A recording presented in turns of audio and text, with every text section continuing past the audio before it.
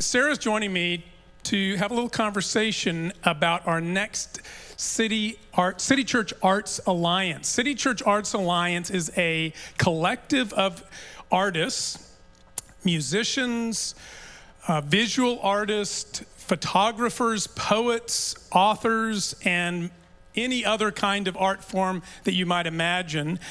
They join to share their art forms with one another, and occasionally we have church-wide events like the one coming up called Refresh this Wednesday, March 23rd at 7 p.m. at Match. That's the Midtown Arts and Theater Center of Houston. This one is focusing on the classical arts, specifically classical music. Thus, Sarah is a professional classical artist, vocalist. She sings opera, has done so with companies in New York City, and presently living in Houston, sings with the Houston Grand Opera. It is such an honor. Sarah is, by the way, a member of City Church as well. It's great to have you here. Thank you, Leo. Glad to be here. So, Sarah, let's just get the elephant, so to speak, out on the table. Classical music. People a lot of times don't know what to do with it. Maybe they feel like I'm not educated well enough to appreciate it. If we can be honest, some feel like you go and you're just, oh gosh, this is kind of boring. So help us, please, pray tell, how do we make sense of classical music? Why should it be important in our lives?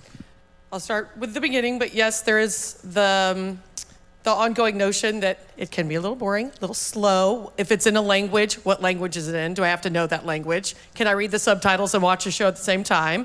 Am I going to be an old man that falls asleep? Which, by the way, Mark DeBella is actually going to, after this service, host a support group over there for old men who fall asleep in operas.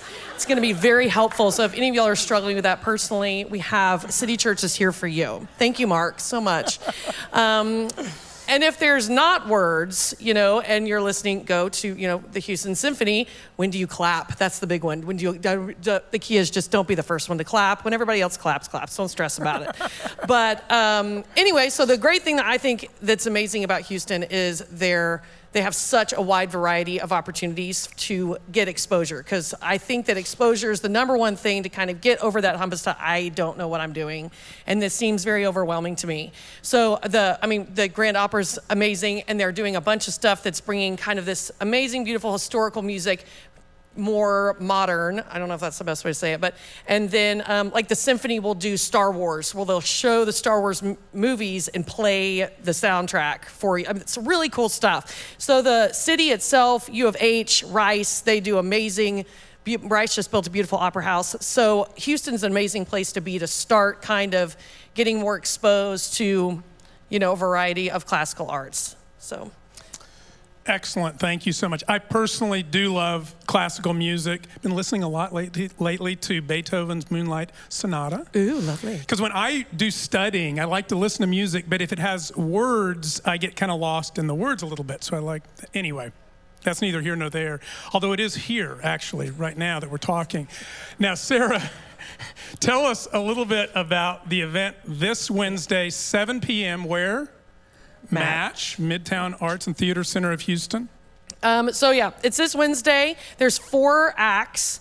It's only an hour long, so talking about that exposure, it's kind of nice, a nice entry point. There's going to be a harpist. What? I was dipping my feet in the water of classical it was music. A visual. That was a visual. Thank you, Leo. Anyway, a harpist. There's going to be a poetry reading. There is also a violin and viola duet, as well as 2 vocalists, me, and a mezzo-soprano, and then a tenor from Houston Grand Opera doing it's really cool. It's Abraham and Isaac. It is in English. If you don't understand it, that's still okay. But anyways, it's a great piece. So those 4 pieces, it's an hour long, and then there's wine and wine reception afterwards. It's going to be a really, really fun, great event. Awesome. Hope to see all of you there, and invite friends as well. I think, the arts at City Church are really important to us. We believe that God, the original artist, you need to go no further than the first chapter of the Bible to see this grand overture of God's creative genius in Genesis chapter 1, all the way to the final chapter of the Bible. Again, we are made to enjoy life through the arts. And so take advantage of this opportunity. Thank you, Sarah, for joining us.